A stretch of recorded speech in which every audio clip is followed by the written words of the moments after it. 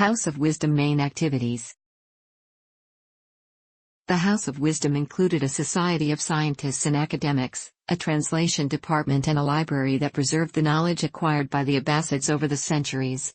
They also researched and studied alchemy, which was later used to create the structure of modern chemistry. Furthermore, linked to it were also astronomical observatories and other major experimental endeavors. Institutionalized by Al-Mamun, the Academy encouraged the transcription of Greek philosophical and scientific efforts.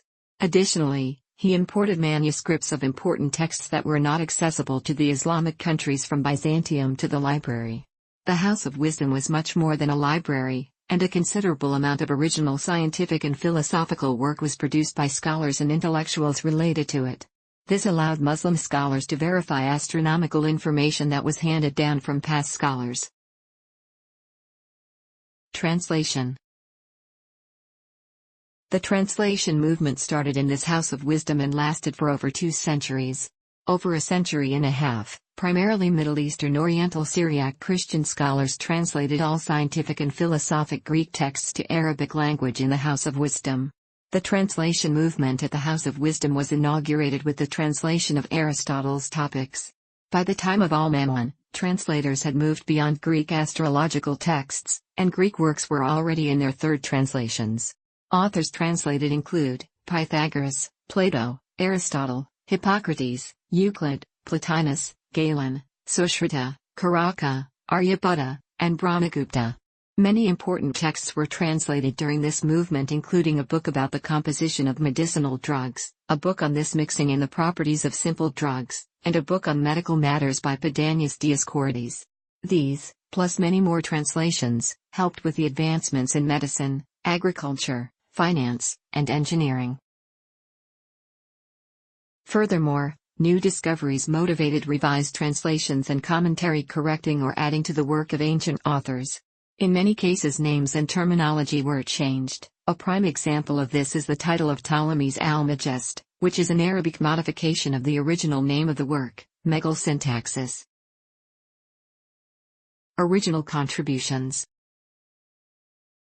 Besides their translations of earlier works and their commentaries on them, scholars at the Beit al-Hikmah produced important original research. For example, the noted mathematician al-Khwarizmi worked in al-Mamun's House of Wisdom and is famous for his contributions to the development of algebra. Muhammad ibn Musa al-Khwarizmi was born around 780 and died around 850. He was known as a mathematician and an astronomer in the House of Wisdom, and is also known for his book Kitab al-Jabr, in which he develops a number of algorithms. The application of the word algebra to mathematics and the etymology of the word algorithm can be traced back to al-Khwarizmi. The actual concept of an algorithm dates back before the time of Euclid. The term algorithm is derived from a Latin version of al-Khwarizmi's name, which is algorithmus. He was instrumental in introducing the Arabs to Hindu numerals and algebra, so he is known as the father of algebra. Additionally, al-Khwarizmi wrote about the astrolabe, sundial, and elaborated on Ptolemy's geometric model. Al-Khwarizmi is also known as the first geographer of Islam with his famous Picture of the Earth treatise. In Picture of the Earth, he arranged the coordinates of hundreds of cities in the world at that time and gave instructions for drawing a new map of the world. George Sarton,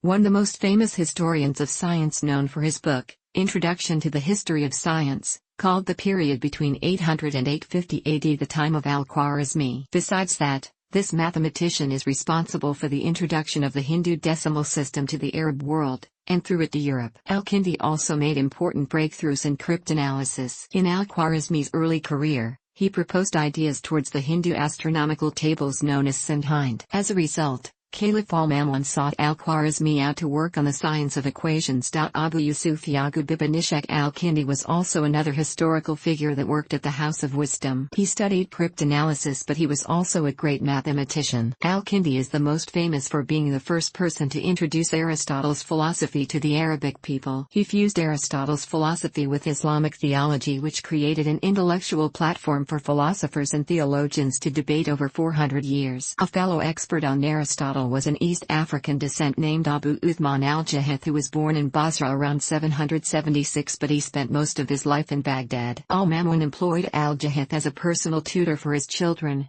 but he had to dismiss him because al-Jahith was goggle-eyed, i.e., he had wide, staring eyes which made him frightening to look at. Al-Jahith was one of the few Muslim scholars who was deeply concerned with biology. He wrote Book of Animals, which discusses the way animals adapt to their surroundings, similarly to Aristotle's History of Animals. In his book, Al-Jahith argued that animals like dogs, foxes, and wolves must have descended from a common ancestor because they shared similar characteristics and features such as forelegs, fur, tail, and so on.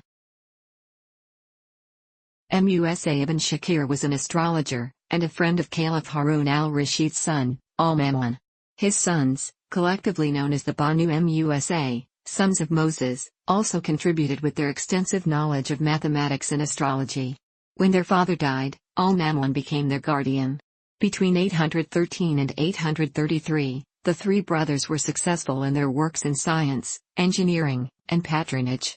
Abu Ja'far, Muhammad ibn Musa ibn Shakir, before 803, February 873, Abu al-Qasim, Ahmad ibn Musa ibn Shakir, d. 9th century, and al-Hasan ibn Musa ibn Shakir, d. 9th century, are widely known for their Book of Ingenious Devices, which describes about 100 devices and how to use them. Among these was the instrument that plays by itself, the earliest example of a programmable machine, as well as the book on measurement of plane and spherical figures. Muhammad Musa and his brothers Ahmad and Hassan contributed to Baghdad's astronomical observatories under the Abbasid Caliph al-Mamun, in addition to the House of Wisdom research. Having shown much potential, the brothers were enrolled in the Library and Translation Center of the House of Wisdom in Baghdad. They began translating ancient Greek into Arabic after quickly mastering the language, as well as paying large sums to obtain manuscripts from the Byzantine Empire for translation. They also made many original contributions to astronomy and physics. Muhammad Musa might have been the first person in history to point to the universality of the laws of physics. In the 10th century, Ibn al-Haytham, al-Hasan, performed several physical experiments, mainly in optics, achievements still celebrated today. In medicine, Hunayn wrote an important treatise on ophthalmology. Other scholars also wrote on smallpox, infections and surgery. Note that these works would later become standard textbooks of medicine during the Renaissance. Under al-Mamun's leadership, science saw for the first time wide-ranging research projects involving large groups of scholars. In order to check Ptolemy's observations, the Caliph ordered the construction of the first astronomical observatory in Baghdad. See Observatories section below. The data provided by Ptolemy was meticulously checked and revised by a highly capable group of geographers, mathematicians and astronomers. Al-Mamun also organized research on the circumference of the Earth and commissioned a geographic project that would result in one of the most detailed world maps of the time.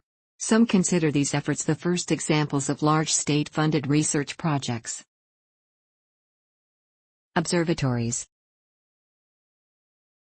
The creation of the first astronomical observatory in the Islamic world was ordered by Caliph al-Mamun in 828 in Baghdad.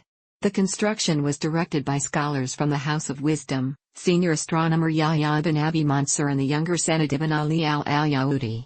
It was located in al-Shamsiyya and was called Mumtahan Observatory.